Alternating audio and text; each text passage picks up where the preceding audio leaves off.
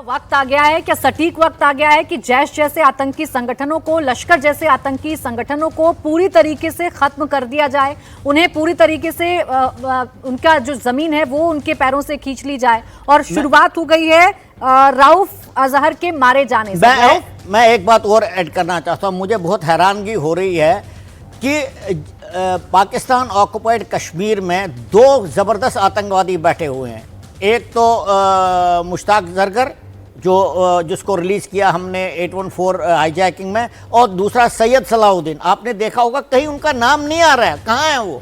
उनके ऊपर भी जबरदस्त कार्रवाई करनी चाहिए, क्योंकि मैं मानता हूं कश्मीर के हालात को बिगाड़ने के लिए इन दोनों का बहुत बड़ा हाथ है, खासकर सैयद सलाउद्दीन का। और अभी तक तो उसको खत्म करना चाहिए था, तो उसके बरखिलाफ भी कोई कार्रवाई करनी चाहिए, क्योंकि यूनाइटेड जिहाद काउंसिल का वो कब से भानी बना हुआ है और कश्मीर के हालात को बिगाड़ने में उसका सबसे बड़ा हाथ है। और मुझे हैरानगी हो रही है उसका नाम ही नहीं कहीं आ रहा है। दो के नाम हम ले रहे हैं, लेकिन सैयद सलाउद्दीन का नाम अभिनव जी कितना इंपॉर्टेंट है? उसका नाम कितनी बार लिए जाना चाहिए और कितना गहरा अटैक उस पर होना चाहिए? प्राची, देखिए, मुझे ऐसा लगता है कि आई थिंक अब ये जो जिस लेवल पर हम जा चुके हैं वो एक अलग ही नेक्स्ट स्टेज पर जा चुके हैं। सैयद सलाउद्दीन हो चाहे, देखिए, सैयद सलाउद्दीन डेफिनेटली मसूद अजहर और हाफिज सईद से तो उसका स्टेचर बहुत छोटा है। Syed Salahuddin is a pygmy इनके सामने तो से। लेकिन मैं ये कहूँगा कि अब जो और मेन जो मैटर करता है वो है पाकिस्तान आर्मी, ISI, जो इनके पीछे इनको चलाती है, वही इनकी रियल फोर्स है।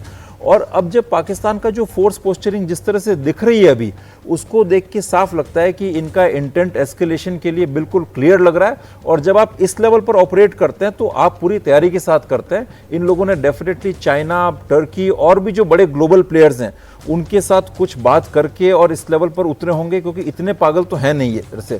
और डेफिनेटली इनकी फौज में, इनके सिस्टम के अंदर भारत के साथ एक सिविलाइजेशनल हेट्रेड है। और कहीं ना कहीं ये उस फाइनल जंग के लिए शुरू से इनके दिमाग में, इनके सबकॉन्शियस माइंड में वो है कि हमें हिंदुस्तान से एक निर्णायक सिविलाइजेशनल बैटल लड़नी है, चाहे उसमें न्यूक्लियर असले का भी इस्तेमाल करना पड़े, तो उससे कोई गुरेज नहीं है। और जब ये इस लेवल पर ऑपरेट करे तो हमें आई थिंक हल्के में नहीं लेना चाहिए इनको। और कहीं ना कहीं आप ये मान के चलें कि ये लड़ाई लंबी जाने वाली है, ये एस्केलेशन होगा और उसके लिए हमें और भी कई सारे महाज खोलने पड़ेंगे। और मेनली इसमें सबसे ज़रूरी है कि आप अफगानिस्तान के अंदर जो तालिबान का जो गवर्नमेंट है उसको आप स्टेबलाइज करें, क्योंकि वो अभी बहुत एक मैसिव फूड शॉर्टेज वहाँ फेस कर रही है। उनको 5000 टन आपकी वीट की और राइस की ज़रूरत है, वो आप भेजें। वो सरकार वहाँ से स्टेबलाइज जब होगी तब वो बलूचिस को एक्टिवेट करेगी और TTP को एक्टिवेट करेगी, तब जाके ये इंटरनली वीक होंगे, क्योंकि ये जंग लंबी चलने वाली है और भारत को बड़े स्ट्रैटेजिक तरीके से सोचना पड़ेगा।